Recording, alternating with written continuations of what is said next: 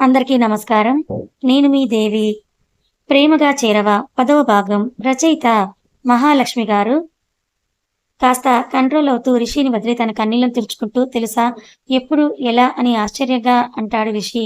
స్వప్న పేరెంట్స్‌కి ఈ విషయం తెలిసి కూడా వీళ్ళకెందుకు చెప్పలేదని. నీకు గుర్తుందా? ఒకరోజు మమ్మీ, డ్యాడీ రిలేటివ్స్ పెళ్ళికి అమ్మమ్మ వాళ్ళ ఊరు వెళ్లారు. అప్పుడు మనందరం మా ఇంట్లో పార్టీ చేసుకున్నాం అని అంటుంది స్వప్న రిషికి గుర్తు చేయడానికి ప్రయత్నిస్తూ.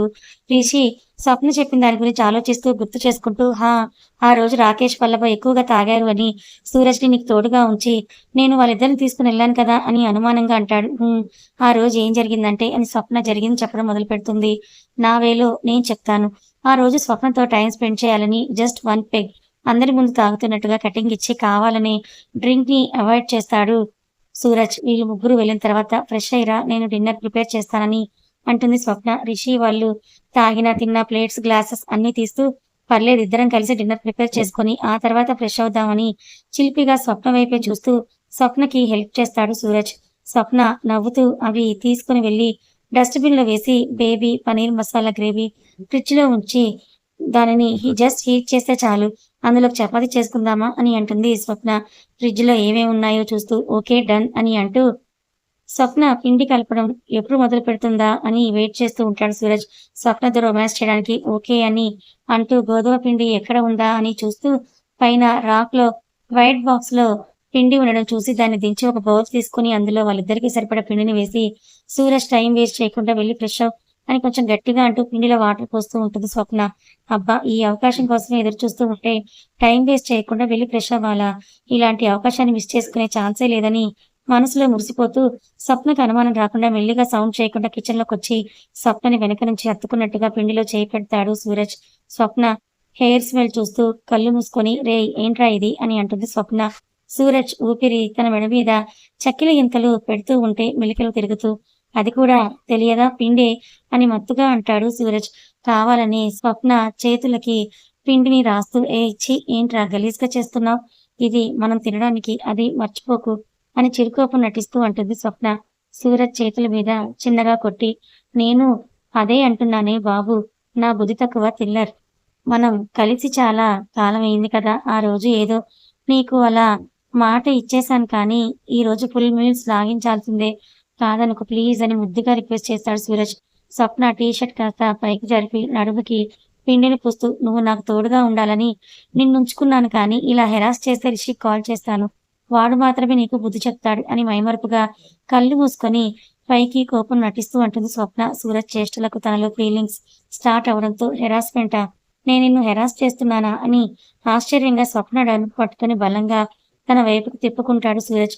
సూరజ్ సడన్ గా తనను తిప్పేసరికి సూరజ్ వైపు తిరిగి సూరజ్ భుజాల మీద 2 చేతులేసి సూరజ్ నోస్ కి తన నోస్ ఆనిస్తుంది స్వప్న. అన్ఎక్స్‌పెక్టెడ్ గా ఇప్పుడు ఇప్పుడు చెప్పు హెరాస్ చేస్తోంది నువ్వా నేనా అని అంటాడు సూరజ్. స్వప్న కళ్ళల్లోకి అదోలా చూస్తూ స్వప్న నడుముని గట్టిగా ప్రెస్ చేస్తూ సూరజ్ కళ్ళలోని మైకం తనని నిలువెల్లా సూరజ్ వశం చేస్తూ ఉంటే సూరజ్ పట్టుకి తన్మయత్వంతో చేతులకు పిండి ఉందని కూడా ఆలోచించకుండా సూరజ్ ముఖాన్ని చేతుల్లోకి తీసుకొని సూరజ్ పెదాలకి తన పెదాలను ఆనించి 5 నిమిషాలకు వదిలి పైన వెయిట్ చేయి పాలు తీసుకొని వస్తాను అని హస్కీగా సూరజ్ చెవిలో చెప్తుంది స్వప్న సిగ్గుపడుతూ. పాలతో టైం వేస్ట్ బంగారం ఇలాగే వెళ్ళిపోదాం పదా అని అంటాడు సూరజ్ స్వప్నతో. స్వప్న తన అంగీకారాన్ని తెలిపినందుకు చాలా సంతోషంగా వేస్ట్ ఫెలో నువ్వు ముందు పోరా నేను వస్తాను కదా అని ముద్దుగా కసురుతుంది స్వప్న. సూరజ్ ముక్కు పట్టుకుని అటు ఇటు ఊపుతూ మేడం గారు కనికరించారు అది చాలు అని నవ్వుతూ త్వరగా రా కిల్లర్ నీకోసమే వెయిట్ చేస్తూ ఉంటానని నవ్వుతూ స్వప్న బుగ్గ మీద ముద్దు పెట్టి నవ్వుకుంటూ అక్కడి నుంచి వెళ్ళిపోతాడు సూరజ్.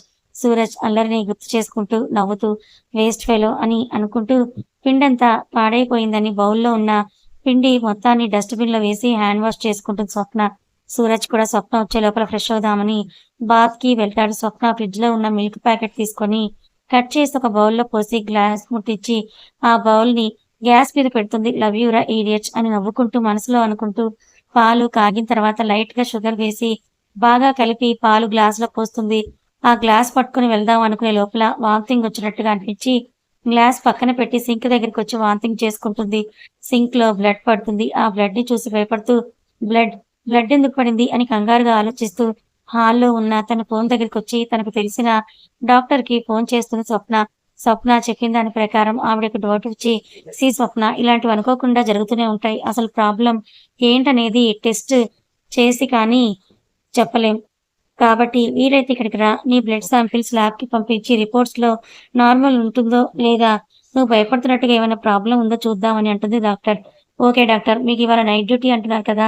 ఇప్పుడే వస్తాను. వెంటనే బయలుదేరుతున్నానని" కంగారుగా చెప్పి కాల్ కట్ చేసి, ఓహ్ గాడ్! ఇలాంటి టైంలో సూరజ్‌ని డిసప్పాయింట్ చేయలేను. అలా అని నాకేదైనా ప్రాబ్లమ్ ఉండి ఉంటే సూరజ్‌తో ఇంటిమేట్ అయ్యి తనకి ప్రాబ్లమ్ అయ్యేలా చేయలేను. ఇప్పుడెలా అని ఆలోచిస్తూ ఉంటుంది స్వప్న. ఇప్పుడేం చేయాలి? ఏం చెయ్యాలి? అని ఆలోచిస్తూ ఒక ఐడియా వచ్చి నిద్ర పట్టనప్పుడు తన నాన్న వేసుకునే స్లీపింగ్ పిల్స్‌ని పాలల్లో కలిపి వాటిని తీసుకొని సూరజ్ దగ్గరికి వెళ్తుంది. సూరజ్ ఫ్రెష్ అయ్యి స్వప్న కోసమే ఎదురు చూస్తూ ఉంటాడు. సూరజ్‌ని ఫేస్ చేయడం కష్టంగా ఉన్నా ఇలాంటి విషయాలు లైట్ తీసుకోకూడదని తన కంగారుని బయటకు కనిపించకుండా చిరునవ్వు మెయింటైన్ చేస్తూ రూమ్‌లోకి పాల గ్లాస్ తీసుకొని వస్తుంది స్వప్న. కిల్లర్, నువ్వు నా స్వీట్ కిల్లర్ తెలుసా? అచ్చం మన ఫస్ట్ నైట్ రోజులా అనిపిస్తోంది ఈరోజు. కానీ మన కాస్ట్యూమ్సే డిఫరెంట్‌గా ఉన్నాయి. అండ్ రూమ్ డెకరేట్ కూడా చేయలేదు. అంతే తేడా అని స్వప్న వైపే నవ్వుతూ చూస్తూ అంటాడు సూరజ్. స్వప్న టెన్స్ అవ్వకు అని తన మనసులో అనుకుంటూ, అవునా! నాకు అలాగే అనిపిస్తోందని నవ్వుతూ వచ్చి సూరజ్ పక్కనే కూర్చొని, తన చేతిలోని పాలు సూరజ్‌ని తాగమని అతని చేతిలో పెడుతుంది స్వప్న. సూరజ్‌కి అనుమానం రాకుండా, ఇప్పుడు పాలతో టైం వేస్ట్ చేయడం ఎందుకు కిల్లర్ అని మత్తుగా అంటూ, స్వప్న మెడ వంపులో తలపెట్టి ముద్దు పెడుతూ, ఆ పాలు పక్కన పెట్టబోతాడు సూరజ్. పాల మీద తనకి ఇంట్రెస్ట్ లేదన్నట్టుగా. స్వప్న గమ్మత్తుగా కళ్ళు మూసుకొని అటువైపు చూసేసరికి సూరజ్ పాలు పక్కన పెడుతూ ఉన్నాడు. దాన్ని చూసి కంగారు పడుతూ, బేబీ, ముందు పాలు షేర్ చేసుకున్న తర్వాత ముందుకు వెళ్దాం అని అంటూ లేచి నిల్చొని సూరజ్ చేతిలోని పాలు తీసుకొని తాగు అన్నట్లుగా సూరజ్ నోటి దగ్గర పెడుతుంది స్వప్న. సూరజ్‌కి అనుమానం వస్తే కష్టమని త్వరగా పాలు తాగించడానికి, ఇందాకటి నుంచి పాలు పాలు అంటున్నావు, తాగకపోతే ఏమవుతుంది అని అనుమానంగా అంటాడు సూరజ్. స్వప్న బిహేవియర్ ఎందుకో అనుమానాస్పదంగా ఉండడంతో, ఆ అంటే అంటే ఆ పాలు తాగితే ఎనర్జీ వస్తుంది కదా! నువ్వు ఫుడ్ కూడా తినలేదు. అందుకని అని తడబడుతూ అంటూ సూరజ్‌కి మాట్లాడే అవకాశం ఇవ్వకుండా తనే సూరజ్ నోరు తెరిచి సూరజ్‌కి పాలు తాగిస్తుంది స్వప్న. పాలన్నీ తాగి పాలు తాగడం అయిపోయింది కదా! మరి మన పని మొదలు పెడదామా అని హస్కీగా అంటాడు సూరజ్. స్వప్న చేతిని పట్టుకొని తన మీదకి లాక్కొని అంటూ కావాలని సిగ్గు నటిస్తుంది స్వప్న. సూరజ్ నవ్వుతూ స్వప్నని బెడ్ మీద పడుకోబెట్టి తన మీదకు చేరుతూ స్లీపింగ్ పిల్స్ పని చేయడం స్టార్ట్ అవ్వడంతో స్వప్న చెంపపై ముద్దు పెడుతూ నిద్రొచ్చి స్వప్న మీద పడి మత్తుగా నిద్రలోకి జారుకుంటాడు. సూరజ్ బరువు మోయలేకున్నా సూరజ్ చుట్టూ చేతులు వేసి ప్రేమగా తల నిమురుతూ, సారీరా కన్నా, ఇలాంటి విషయాలు నెగ్లెక్ట్ చేయకూడదు. అందుకే నిన్ను మోసం చేశాను. బట్ ఐ లవ్ యూ రా. లవ్ యూ సో మచ్ అని ఏడుస్తూ అంటూ సూరజ్‌ని పక్కకు జరిపి లేచి సూరజ్‌కి బెడ్‌షీట్ కప్పి నుదుటి మీద ముద్దు పెట్టి తన కార్ కీస్ తీసుకొని హాస్పిటల్‌కి బయలుదేరుతుంది స్వప్న. డాక్టర్ తనకు తెలిసినావిడే కావడంతో ఎమర్జెన్సీ అని చెప్పి ల్యాబ్ టెక్నీషియన్స్‌ని అప్పటికప్పుడు పిలిపించి స్వప్న బ్లడ్ శాంపిల్స్ ల్యాబ్‌కి పంపిస్తుంది. స్వప్న, యూ కెన్ గో. రిపోర్ట్స్ మార్నింగ్‌కొస్తాయి. వచ్చాక కాల్ చేస్తానని అంటుంది డాక్టర్. అర్ధరాత్రి టైంలో స్వప్న హాస్పిటల్‌లో ఎందుకని? No problem aunty. నేనిక్కడే వెయిట్ చేస్తానని అంటూ ఆవిడ మాట వినకుండా రాత్రంతా హాల్‌లోనే హాస్పిటల్‌లోనే కూర్చొని రిపోర్ట్స్ కోసం ఎదురు చూస్తూ ఉంటుంది. తెల్లవారుజామున ఎప్పటికో సూరజ్‌కి మెలకువ వచ్చి పక్కన చేత్తో తడిమేసరికి అక్కడ స్వప్న లేకపోవడంతో టక్కున లేచి కూర్చొని స్వప్న కోసం చుట్టూ చూస్తూ జరిగింది మొత్తం రివైండ్ చేసుకొని ఎక్కడికి వెళ్ళింది అని అనుకుంటూ తన ఫోన్ తీసుకొని కాల్ చేస్తాడు స్వప్నకి. రిపోర్ట్స్ కోసం ఎదురు చూస్తూ సూరజ్ నుంచి ఫోన్ రావడంతో, సూరజ్ అప్పుడే లేచాడా అని ఆశ్చర్యపోతూ, అవును, డ్రింక్ చేశాడు కదా! అందుకే మత్తు త్వరగా వదిలిపోయి ఉంటుంది అని అనుకుంటూ కాల్ లిఫ్ట్ చేసి, సూరజ్, నేను బయటున్నాను. నాకు రావడం లేట్ అవుతుంది. నువ్వు మీ ఇంటికి వెళ్ళిపో. నేను నిన్ను తర్వాత మీట్ అయ్యి మాట్లాడతాను అని కష్టంగా చెప్పి సూరజ్‌ని మాట్లాడనివ్వకుండా కాల్ కట్ చేస్తుంది స్వప్న.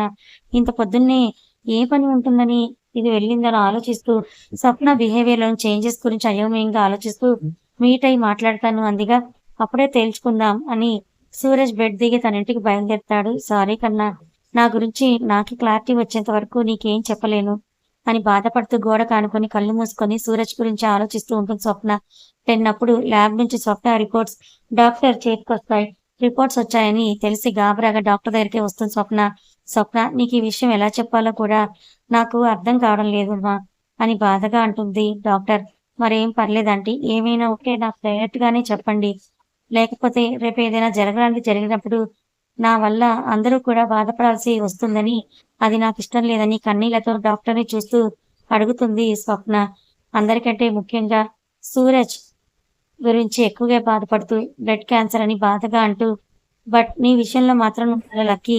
అందరికీ ఫోర్త్ స్టేజ్‌లో బయటపడితే నీకు మాత్రం థర్డ్ స్టేజ్‌లోనే బయటపడింది. బ్లడ్ క్యాన్సర్ కాబట్టే మందులతో ఇంకొంతకాలం ఎక్స్‌టెండ్ చేసే అవకాశం ఉంది. కానీ పూర్తిగా తగ్గించే టెక్నాలజీ, మెడిసిన్స్ ఇంకా రాలేదు. ఐ యామ్ సో సారీ అని అంటూ స్వప్న బ్లడ్ క్యాన్సర్ అనే పదం దగ్గరే ఆగిపోయి సూరజ్ గురించి ఆలోచించి బొమ్మలా ఉండిపోవడంతో స్వప్న, అమ్మ స్వప్న అంటూ స్వప్నని కదిలించే ప్రయత్నం చేస్తున్నా డాక్టర్. ఆ! ఆంటీ అని అంటూ తేరుకొని కన్నీళ్లు తుడుచుకొని డాక్టర్ వైపే చూస్తున్న స్వప్న. తన మైండ్‌లో ఇప్పుడు సూరజ్ తప్ప మరో ఆలోచన లేదు. తను లేకపోతే సూరజ్ ఏమైపోతాడు? తనకిలా ఉంది అని తెలిస్తే సూరజ్ ఎంత బాధపడతాడు? తనే ప్రాణంగా బ్రతుకుతున్నవాడు. ఈ విషయం తెలిస్తే అసలు బ్రతికి ఉంటాడా అని. Sorry to say this Swapna. But ఇప్పటి నుంచి చాలా కేర్‌ఫుల్‌గా ఉండాలి నువ్వు అని హెచ్చరిస్తుంది doctor. Okay aunty. Thank you. నాకు ఒక చిన్న హెల్ప్ చేస్తారా? అని ఆ డాక్టర్‌ని రిక్వెస్ట్ చేస్తుంది స్వప్న బాధగా. చెప్పమ్మా అని అంటుంది డాక్టర్.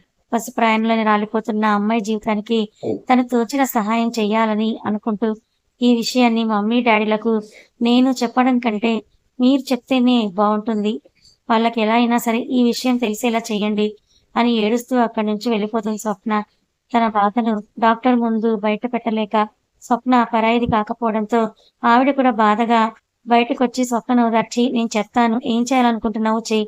మమ్మీ వాళ్ళ గురించి నేను చూసుకుంటాను అని స్వప్నని ఓదార్చి మాటలు చెప్పి, తన డ్యూటీ టైం కూడా అయిపోవడంతో స్వప్నని జాగ్రత్తగా ఇంటి దగ్గర డ్రాప్ చేసి వెళ్ళిపోతుంది డాక్టర్. స్వప్న ఏడుస్తూ, సూరజ్ ఇప్పుడే వెళ్ళిపోతున్నాను. నీ నుంచి, మన ప్రేమ నుంచి దూరంగా వెళ్ళిపోతున్నాను. ఇలా రోజూ చస్తూ బ్రతుకుతూ నీ ముందు నేనుండలేను. ఇప్పుడే వెళ్ళిపోతే రేపు నేను చచ్చిన విషయం కూడా నీకు తెలియదు. మహా అంటే నేను నిన్ను మోసం చేశానని నన్ను తిట్టుకుంటావు, దూషిస్తావు, ద్వేషిస్తావు. అవన్నీ భరించగలను కానీ నా గురించి తెలిసి నువ్వు బాధపడటం నేను చూడలేను. అందుకే నీ నుంచి దూరంగా వెళ్ళిపోతున్నాను. మిస్ యూ కన్నా, మిస్ యూ సో మచ్ అని ఆమె మనసులో అనుకుంటూ తన బ్యాగ్ సర్దుకొని వైజాగ్ వెళ్ళిపోతుంది స్వప్న ఎవరికీ చెప్పకుండా. ఆ తర్వాత ఆంటీతో టచ్‌లో ఉంటూ రెగ్యులర్‌గా మెడిసిన్స్ యూజ్ చేస్తూ ఉన్నాను.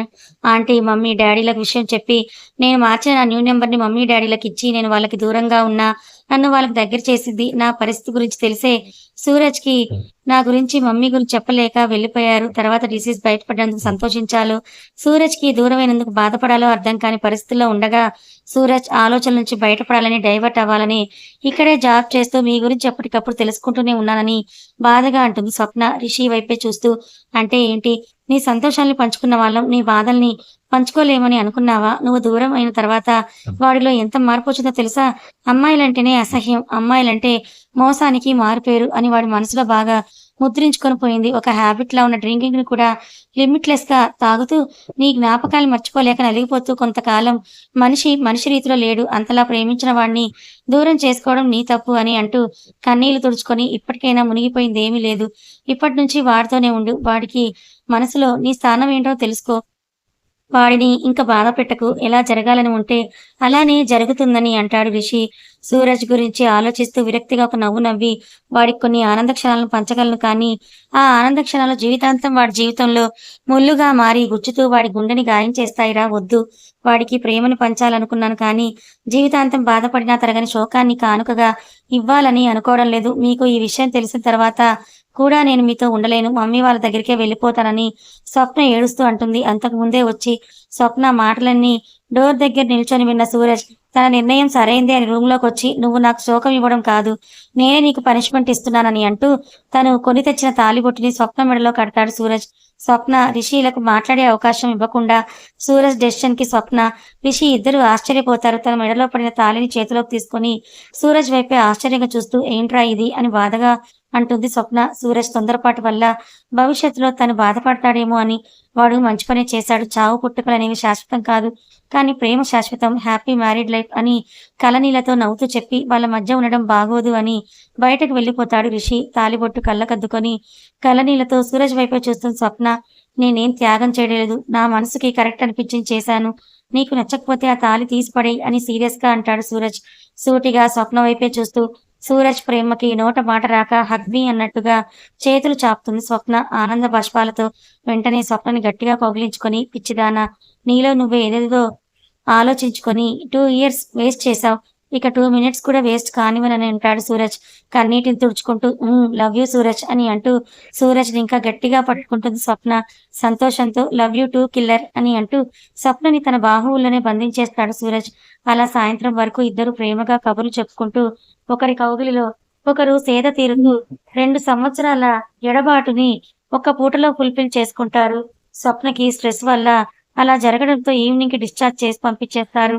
ముందు రిషి వాళ్ళిద్దరిని తన ఫ్లాట్‌కి తీసుకెళ్ళి వాళ్ళు ఫ్రెష్ అయ్యాక తను కూడా ఫ్రెష్ అయ్యి తన గెస్ట్ హౌస్‌కి తీసుకొస్తాడు. స్వప్న మెడలో ఉన్న పసుపు తాడుని చూసి షాక్ అవుతారు వల్లభ, రిషి, రాకేష్. వాళ్ళకి స్వప్న కండిషన్ చెప్పకుండా తన మాట వినడం లేదని, సూరజ్ బలవంతంగా స్వప్న మెడలో తాళి కట్టి తీసుకొచ్చాడని ఒక కట్టుకథను అల్లి చెప్పి వాళ్ళని కన్విన్స్ చేస్తాడు రిషి. అసలు విషయం చెప్పి ఇప్పటినుంచే వాళ్ళని బాధ పెట్టడం ఇష్టం లేక అవునా అని సంపద వైపు సూరజ్ వైపు ఆశ్చర్యంగా చూస్తారిద్దరు. మరి బ్రతిమలాడుతుంటే ఎక్కువ చేస్తోంది, బుజ్జగిస్తే కోప్పడుతోంది, అందుకే తాళి కడితే పడుతుందని తాళి కట్టి తీసుకొచ్చాను. మేమిక్కడ ఉండడం మీకు ఇబ్బంది అయితే చెప్పండి, మా ఫ్లాట్‌కి అదే స్వప్న ఫ్లాట్‌కి వెళ్ళిపోతామని అంటాడు బుంగమూతి పెట్టుకొని.